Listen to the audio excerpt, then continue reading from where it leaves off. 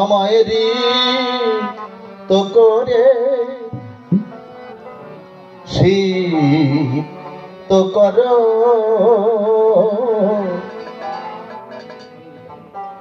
বেদনা ও রুজয়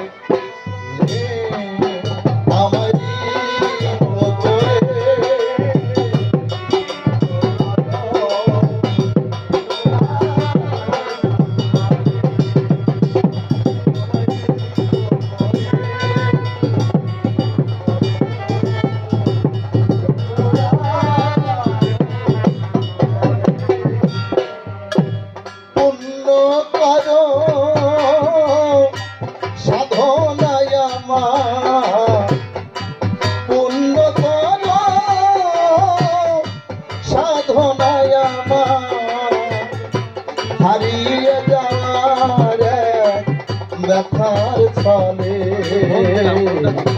বেদনার সুজলে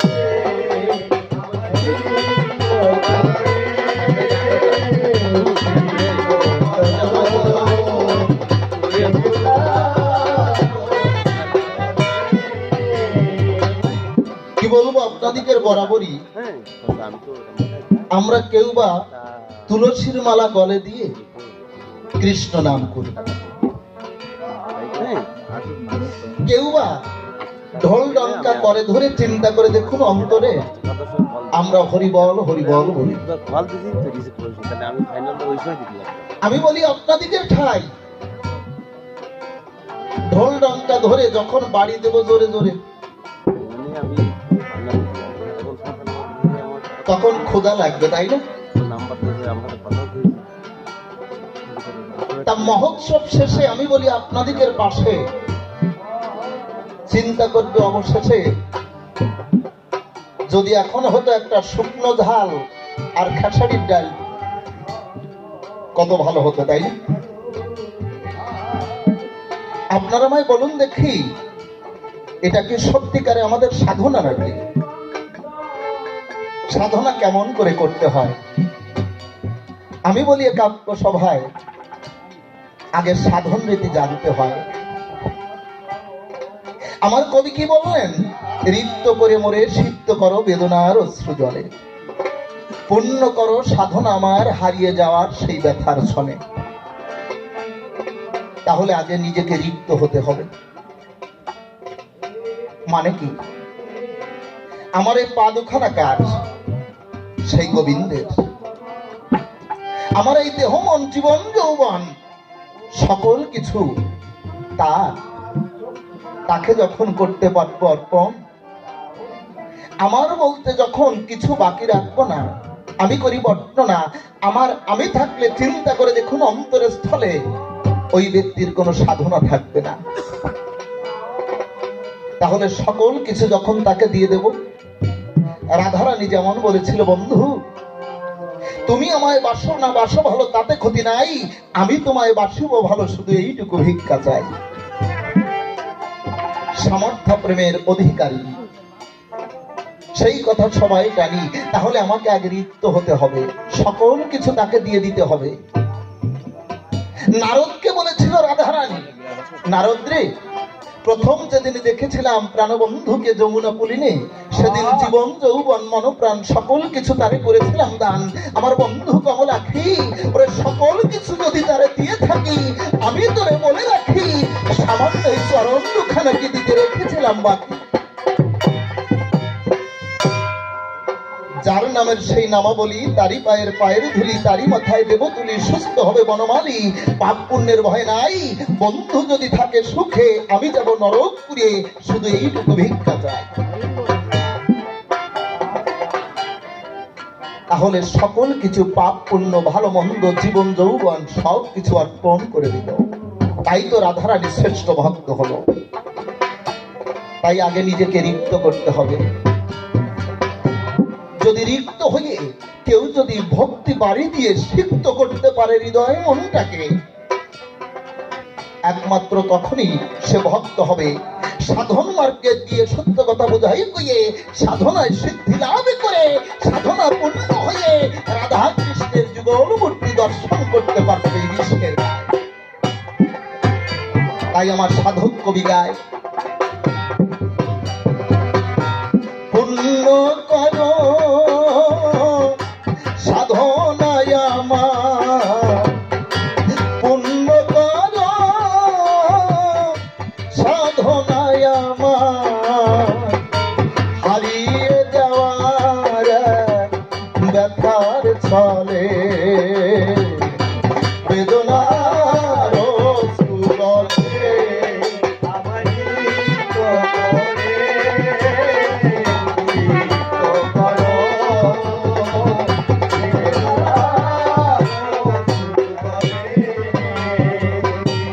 না চাহিতে তুমি মোরে দিয়েছ দোষা, রাখনি রাখনি প্রভু কোন অভাব, না চাহিতে তুমি মোরে দিয়েছ দোষা, রাখনি রাখনি প্রভু কোন অভাব, কতটুকু তারি আমি করি অনুভব, কতটুকু তারি আমি করি অনুভব, না চাহিতে তুমি মোরে যা কিছু দিলে বেদনা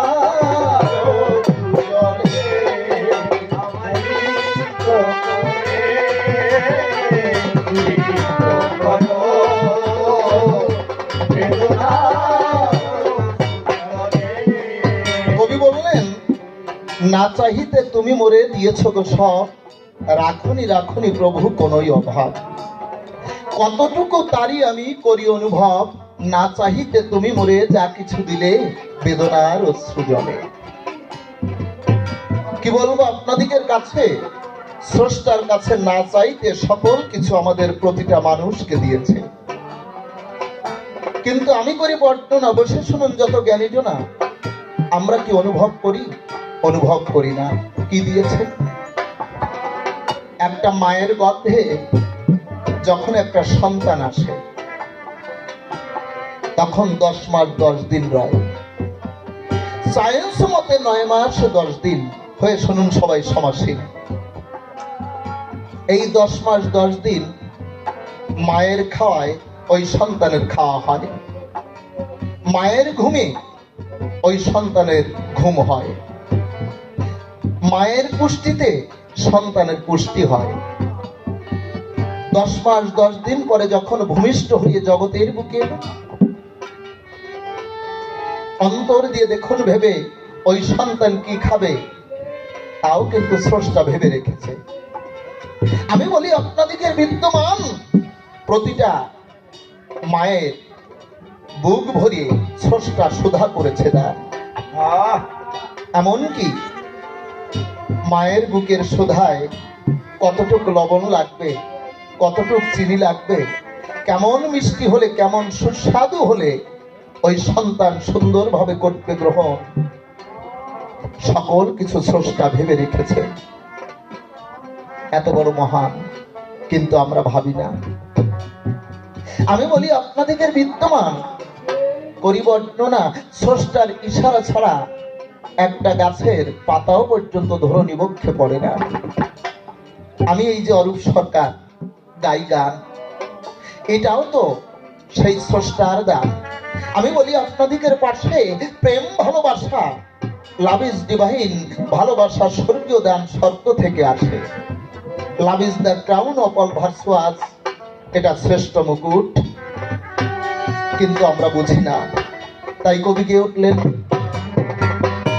কণ্ঠ ভরিয়া মোরে তুমি দিলে গান, ভালোবাসা প্রীতি প্রেম সবই তোমার দান, কণ্ঠ ভরিয়া মোরে তুমি দিলে গান, ভালোবাসা প্রীতি প্রেম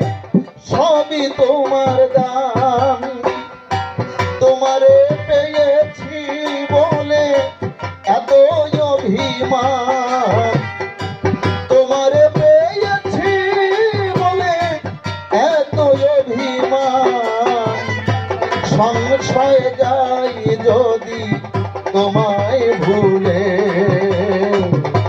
বেদনার সুজলে আমারই করে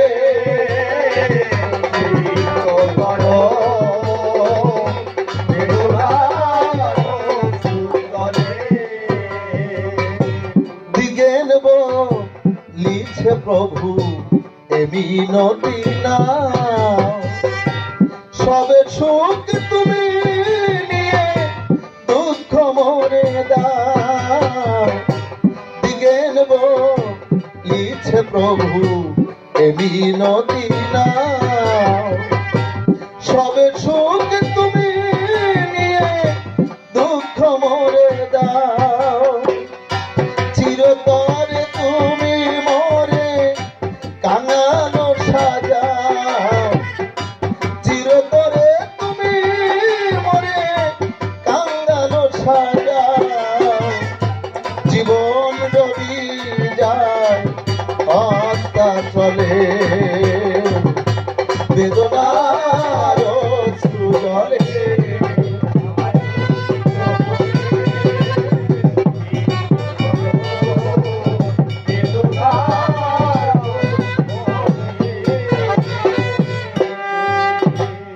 তুমি মোর বিশ্বমাতা, তোমাতে নয় মাথা, তোমাকে করি প্রণাম দান, সকল কিছু ভুলে বলি কাব্য সভা তলে অধম সন্তানকে আশিস কর দান।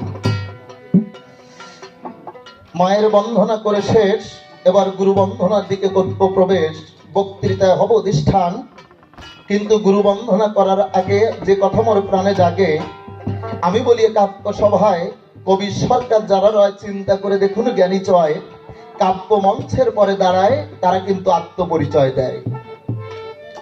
এ কথা কব কত, যদিও কয়েক বছর আগে আমি বলি আপনাদিকের পুরোভাগে এই 13টি গ্রাম বলি কাব্য সভাধাম আমি বলি আপনাদিকের পাশাপাশি আমি 2 থেকে 3 বার এখানে আসি,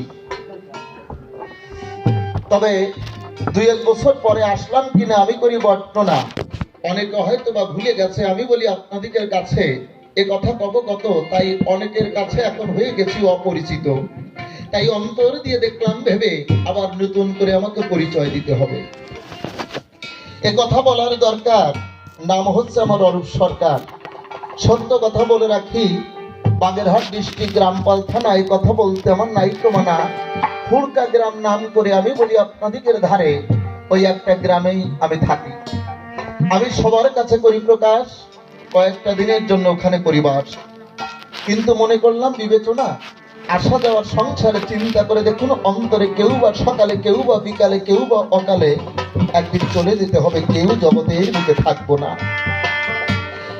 যারা গান শ্রবণ করছেন, কেউ বা বাড়ি করেছেন, কেউ বা গাড়ি করেছেন, কেউ বা অর্থের পাহাড় জমিয়েছেন, আপনারা আমায় বলুন দেখি, সারা জীবন ভরে এই বাড়ি গাড়ি ভোগ করতে পারতেন নাকি? না।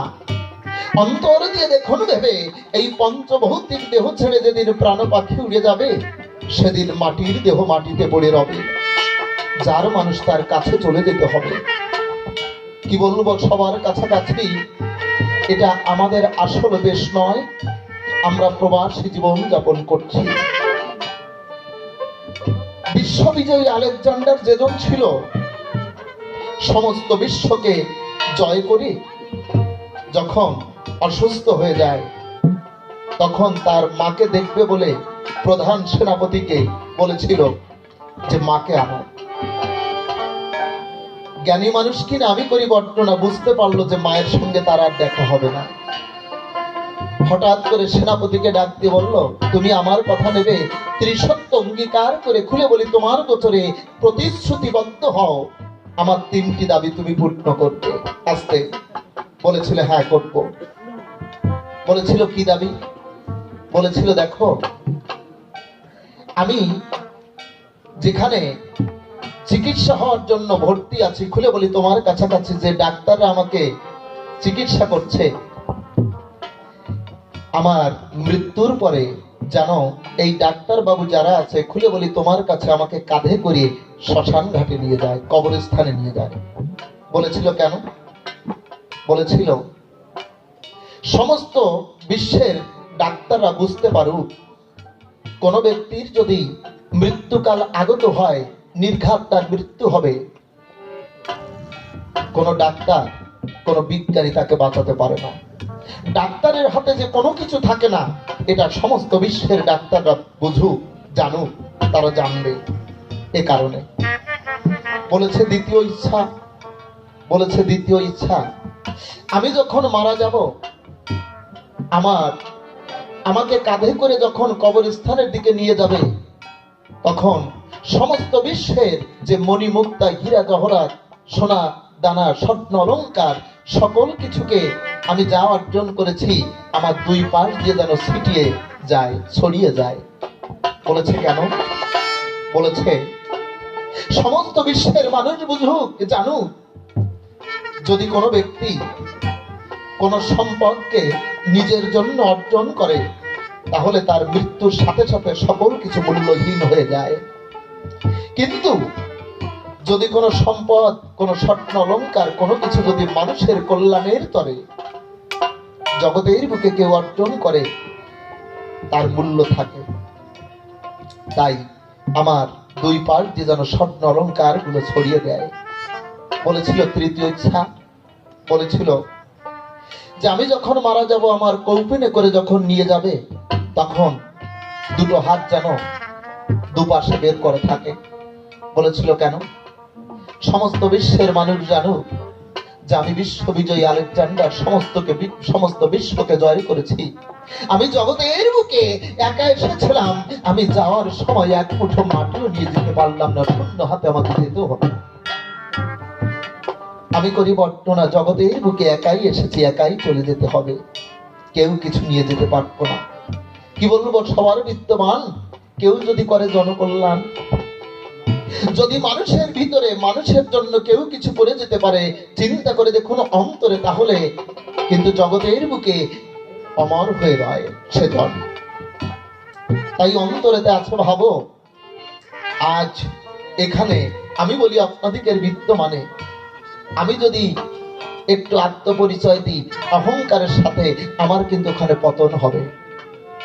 যদি একজন বড় সরকার হই, আমি যদি দাম্ভিকতা দেখাই, খুলে বলি আপনাদিকের ঠাই, অহংকার, দাম্ভিকতা মানুষকে অধপতনের দিকে টানে। আমি বলি আপনাদিকের বিদ্যমানে, তাই মানুষের চরণধুলি একান্ত কাম্য, সাধু সঙ্গ করতে হয়। আজকে শুভ্র ভাই যেজন রোলে কথা আমার বলা ভালো, ও নিবেদিতা হই আমাকে প্রশ্ন করলো, কিন্তু আমি অরূপ সরকার, এ কথা বলার দরকার। মনে করি বিবেচনা, অরূপ সরকার হয়ে তো আজকে স্বামী বিবেকানন্দের ভূমিকায় অভিনয় করতে পারবো না। এ কারণে অরূপ সরকার নাম ছেড়ে দিয়ে সত্য কথা বোঝাই কইয়ে অন্তরে আছে ভাবো, এখন বিবেক আনন্দ হইয়ে সেই কথা বোঝাই কইয়ে হয়তো বা কয়েক ঘন্টা এখানে অভিনয় করব। আমি বলি আপনাদিকে ঠাই, এইবার চিন্তা করবেন আমি অরূপ সরকার কিন্তু আর নাই। জানবেন যত ভক্ত দল, অরূপ সরকারের বাড়ি হুড়কা গ্রাম, বলিকাব্য সমাধাম, হুড়কা গ্রামের মানুষ হুড়কা গ্রামে চলে গেল। এই জায়গাটা জুড়িয়ে দেখুন যত নারী নরে, এই মুহূর্তে কিন্তু বিবেকানন্দ দাঁড়ালো। আমি স্বামী বিবেকানন্দ। আপনারা জানেন বাঙালিদের ভিতরে সর্বপ্রথমে দুইজন লোক বিয়ে বাস করে, তাই না? একজন হচ্ছে সাহিত্য সম্রাট বঙ্কিমচন্দ্র, আরেকজন হচ্ছে যদুনাথ বসু। দ্বিতীয়বারের মতো কথা না অসঙ্গত, স্বামী বিবেকানন্দ যেজন রয়, আমি বলি একাত্ম সভায় কলকাতায় স্কটিশ যে কলেজটা ছিল, ওই কলেজ থেকে চিন্তা করে দেখুন বিজ্ঞ লোকে বিয়ে পাস করে। আমি সেই জন। বিয়ে পাস করার পরে বিভিন্ন ধর্মগ্রন্থ অধ্যয়ন করে দেখতে পাই, আমি বলি আপনাদিকে ঠাই, কি বলবো আপনাদিকের ধার, বেদ পড়লাম, বাইবেল পড়লাম, কোরআন পড়লাম, সকল কিছুতে আল্লাহ, ঈশ্বর, গড, ভগবান নিরাকার দেখতে পাই। বলি কাব্য সমাধান, অবশেষে আমি বলি আপনাদিকের পাশে ঈশ্বরকে দেখবো বলে, ঈশ্বরদর্শী মানুষ দেখবো বলে আমি দক্ষিণেশ্বর গিয়ে আমার সেই রামকৃষ্ণ পরমহংসদেবের চরণ প্রান্তে গিয়ে প্রণাম করলাম দান। আমি কাব্য করি শুরু, রামকৃষ্ণ পরমহংসদেব হচ্ছে আমার গুরু। তথাপিও আপনারা জানেন যে কোন এক সময় সনাতন ধর্ম বিলুপ্তির পথে গিয়েছিল। আমেরিকায় যখন ধর্ম সম্মেলন হয়, যখন ধর্ম সম্মেলন হয়েছিল, সকল ধর্মের মানুষ নিমন্ত্রণ পেয়েছিল ওখানে অ্যাটেন্ড করার জন্য। একমাত্র এই সনাতন ধর্মের কোন ব্যক্তি কিন্তু নিমন্ত্রণ পায় নাই, কারণ তারা বেদান্ত দর্শন সম্পর্কে জানতো না, বুঝতো না। তাই এই সনাতন ধর্মের কোন নিমন্ত্রণ পায় নাই। রামকৃষ্ণ পরমহংসদেব যখন জগৎ থেকে অগ্রপট হয়, আমি বলি একাত্ম সভায় আমেরিকার বুকে যখন ধর্ম সম্মেলন হলো, আমি স্বামী বিবেকানন্দ যেজন ছিলাম বলিকাব্য সভাধাম, গুরু কৃপায় হি কেবলম বলিকাব্য সভাধাম, আমি আমেরিকার বুকে চিকাগো শহরে গেলাম। চিকাগো শহরে গিয়ে সত্য কথা বুঝাই কয়ে জানবেন যত ভক্ত দল, এই miss Margaret, she was born North Ireland and city higher educated family and personal aristocracy, এক উচ্চ সম্ভ্রান্ত ঘরের মেয়ে। এই মার্গারেটের সঙ্গে কিন্তু আমার দেখা হলো। মার্গারেটের সহযোগিতায় আমি বলি একাত্ম সভায় বলিকাব্য সভাধাম ওই ধর্ম সম্মেলনে কোন রকম একটু বক্তৃতা দেওয়ার সুযোগ পেলাম। আমার সময় ছিল মাত্র 3 মিনিট।